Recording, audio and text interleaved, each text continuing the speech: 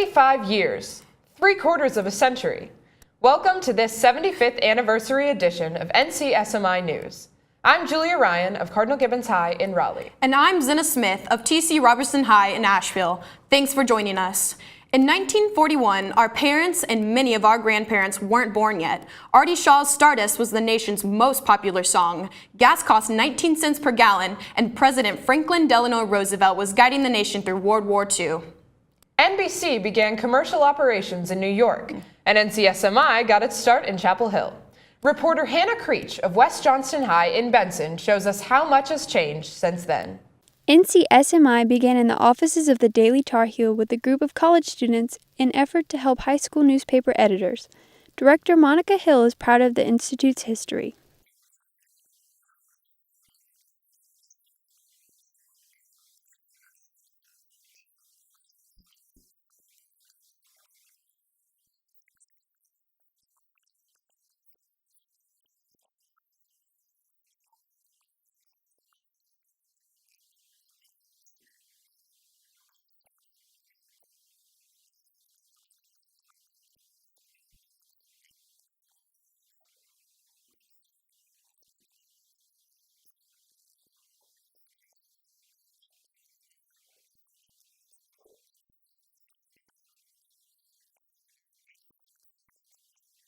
The camp has inspired sophomore Audrey Walsh of Asheville High to do things she normally wouldn't do.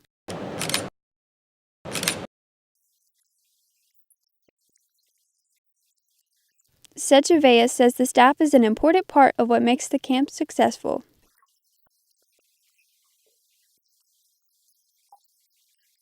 NCSMI has helped Sanchez decide she wants to pursue journalism as a career.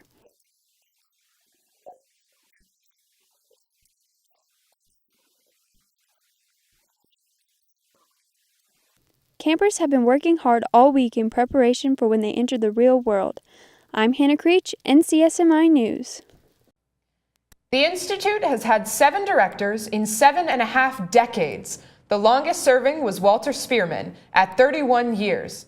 Current director Monica Hill has been at the helm since 2002. Word is she's trying to eclipse Spearman's tenure.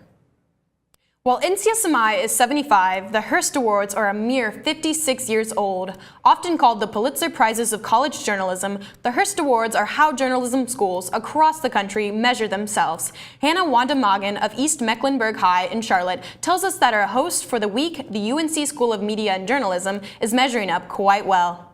It's one thing to say you're the best journalism school in the country. It's another thing to have evidence to prove it. The School of Media and Journalism at UNC Chapel Hill has won the highly acclaimed Hearst Award for 2 consecutive years. The MJ School winning streak has rising Chapel Hill freshman Molly Hurak, feeling the pressure to continue the legacy former award-winning students have established. I love writing. Journalism is my passion, and being able to contribute to such an awesome, incredible, well-known program and get this awesome training, it just means a lot. Chapel Hill graduate C.B. Cotton won the first place Hearst Award in the 2015-2016 Television Broadcast News Division for her 2 news packages about sugar babies and Black Confederate. Go home and find out who you are. Cotton attributes her success to the quality and professionalism Chapel Hill's journalism program provides. I have not seen a program that compares to UNC in the sense of what they give you and how comparable it is to the real world. Dean of the School of Media and Journalism, Susan King, praises her students and faculty for their hard work and dedication. We're going to do everything we can to help them pull off a third win. I think we have the skills. We now have momentum. They're going to be hungry, and we've committed faculty. Faculty and students hope that combination continues to produce top-notch college journalists. I'm Hannah Wandamagan, NCSMI News.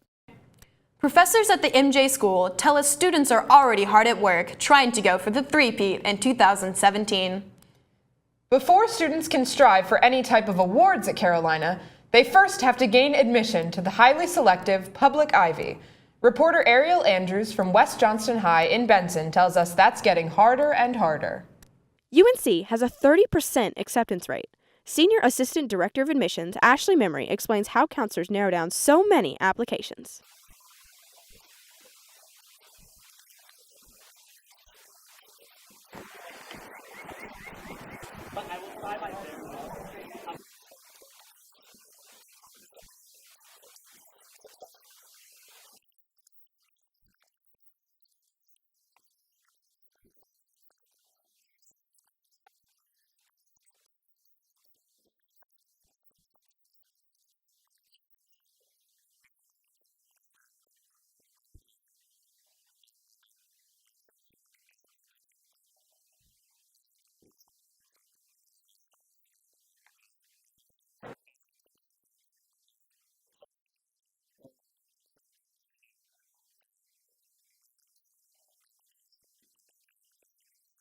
In short, research says don't make it just about numbers and facts. I'm Ariel Andrews, NCSMI News.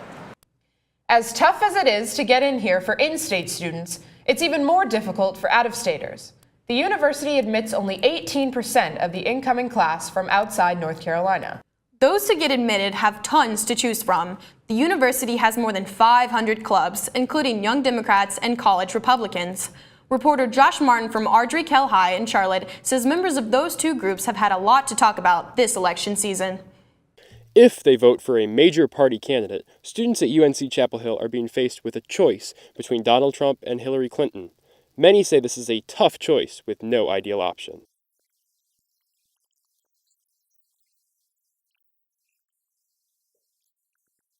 Democratic Socialist Bernie Sanders gained traction in the past year, but with Hillary Clinton securing the number of delegates needed for the nomination, his chances of the presidency are dwindling.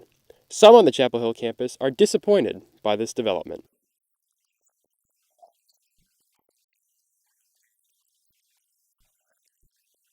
Political science professor Tim Ryan says the common dislike for Republican candidate Trump will unite many students.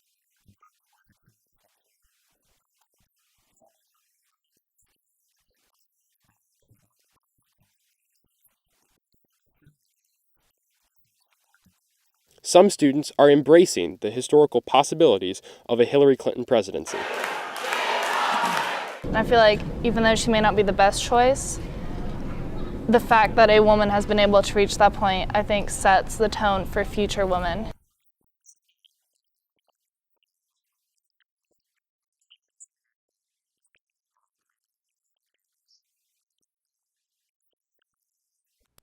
Numerous observers say this is the most divided the country has ever been, and we're just now getting into the run-up to the general election.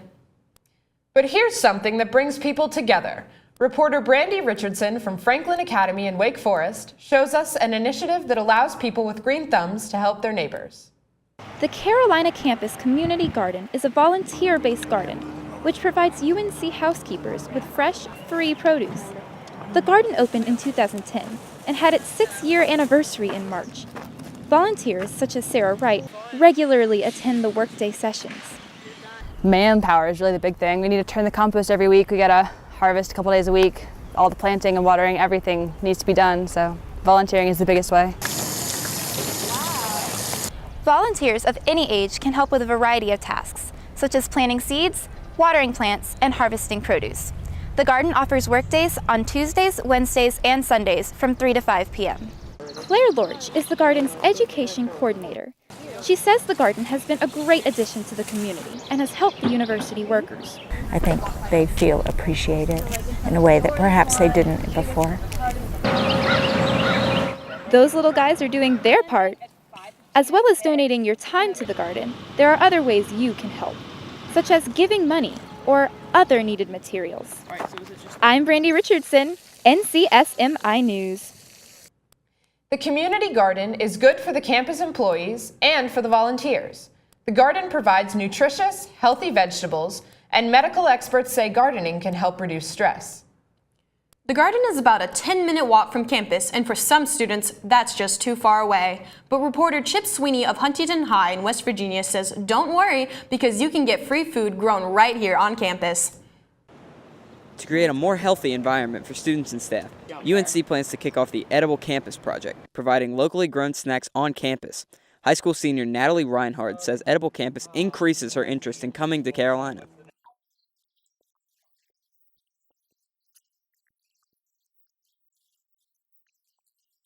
Co-chair of the food team and Department of Nutrition professor Alice Ammerman is working with others on the initiative.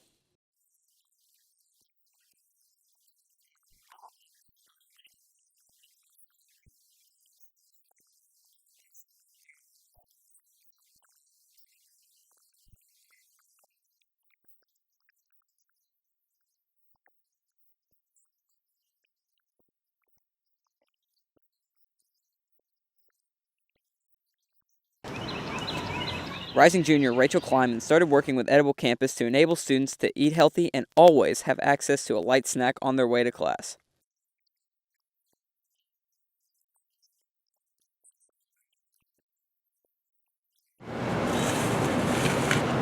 This growing initiative is stealing the hearts of plenty of students at Carolina. In Chapel Hill, I'm Chip Sweeney, NCSMI News. I wouldn't consider a single blueberry to be a snack, maybe more like a pint of blueberries. So is UNC a basketball school, a soccer school, or a lacrosse school? Carolina has national championships in all of those sports, and reporter Abigail Whittington of the Community School of Davidson says UNC is on the verge of becoming a football school. In 2015, the UNC football team had an outstanding record of 11-3, taking the Coastal Division Championship. Rising freshmen hope to live up to the high standards set by last year's players. Defensive back Miles Woolfolk is ready.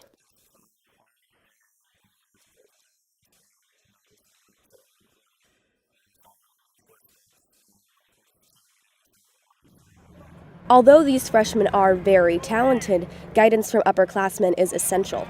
Older players such as Mitch Trubisky and Caleb Peterson have been pushing the team during off-season workouts.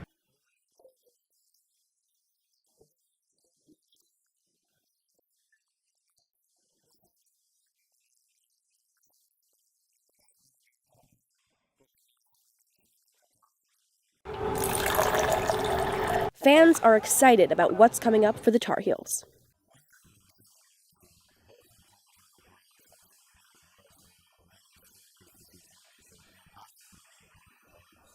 It's almost time for football at Kenan Stadium.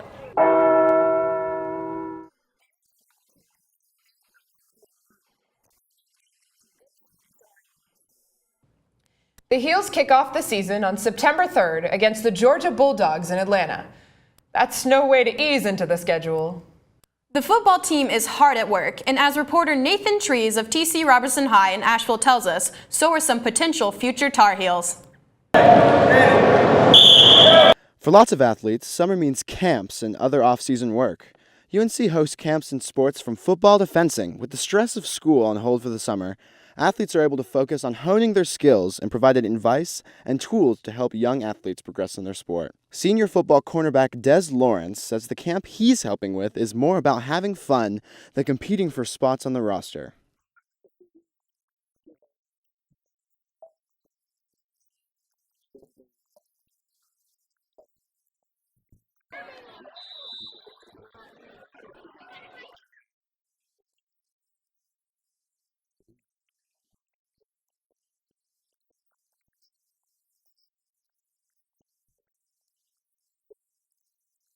Chris Martin is the father of a young Tar Heel football camper, Jack.